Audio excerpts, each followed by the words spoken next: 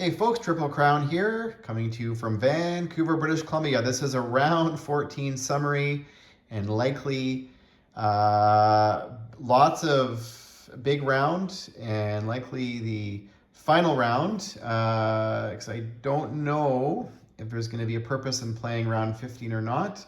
You can comment if you want me to see me play it out, but this is what happened here.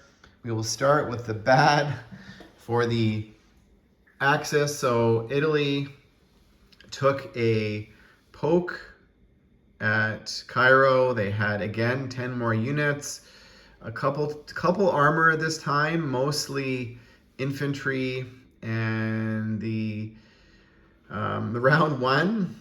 The British had hot dice again when they rolled for their fortification, which 10 infantry.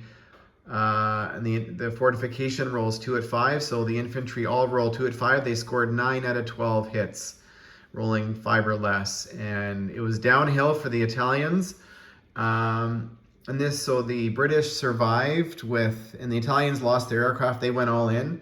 Their goal was to kill as many of the British units as possible, and they survived with, it looks like they're 8 armor and 4 aircraft. So that's 12 units. So Germany, if we were to do round 15, can attack with 7 ground units, and there's 3 planes there. How many bombers is that? We've got 5 medium bombers there, 2 heavy bombers, and another 3 medium bombers there. So Germany would capture Cairo next turn, but that would only bring the Axis to 10 victory cities. And that is because lots of stuff happened here. So the British and Anzac were able to liberate Singapore, and it had to be a lot of can opening action here. The Germans went to attack, Burma, and they only brought in 3 armor, and they did not have good dice. There was 5 units defending, so the KMT survived with 2 infantry, and then they went into Siam after the Russians had sent a couple armor in there first to soften it up. There was only 4 units there, and the KMT had to kill 2 units. They had 3 infantry, a cavalry, and a fighter, and basically the cavalry was the only surviving unit, and it was able to capture Siam, but that allowed the British to bring their aircraft from the airbase here and land.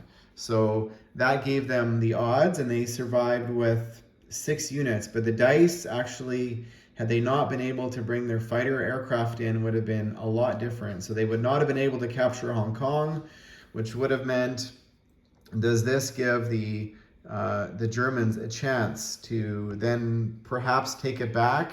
But Germany losing this battle here was huge because, I don't know if they would have been able to get into Singapore anyways in round 15. So maybe Singapore would not have been an option. Over here, the Russians very easily captured Hong Kong from the Japanese. So overwhelming odds. But the battle that did not almost go well was the battle for Shanghai. And America, when they went in, I think they went in with 19 planes, and they had 5 or 6 planes shot down, AAA fire, which is pretty significant, but they were successful capturing Shanghai.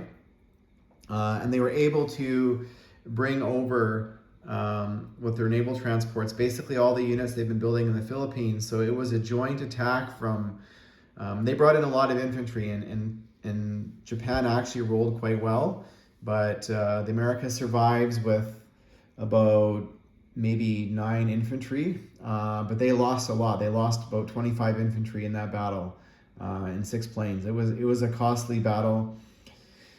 So Japan currently does not, they're making now about just over $50, and you can see they basically lost their foothold in the mainland of China almost completely, and all their money islands now are basically, they've got one left, Sumatra, and so Japan is hurting. The heavy bombers for America really paid off. America didn't build, I did still do the builds this round, so they did not build anything in the Pacific at all. They are focused on the Atlantic. So Germany likely here would be, capturing Cairo next round, which would bring the Axis up to 12 victory cities. And Germany did do a landing in Quebec with about 12 units, and they lost maybe 4 in the initial attack, and then the Americans came up and liberated it. They just would not have had enough to do a sea lion. They just, my thought process is here, and that maybe this was wrong, is they probably should have gone for sea lion and built less spending in aircraft carriers and whatnot, and just build transports and tanks, and gone and taken a poke. There's a rule in this game, or a couple of rules, that what I wanted to do, which was do, I guess, the landing here in Liverpool first, with 10 or 12 units, take it, and then, basically reload and go back and get another transport's worth full of another 10 or 15 units, and then with the combined, then hit London. But what happens in this, there's a rule that we put in to prevent this, and I guess this is called the double, I can't remember, the double Scotch, or maneuver, because they used to be Scotland in another variant. But basically, if Germany does that, lands in Scotland, Liverpool, or does a failed attack on London, what happens is that basically the British can build 15 units now in London, and infantry cost 2 IPP, and all units, when they're defending London, defend at a +1, including aircraft. So Germany would not have been successful there.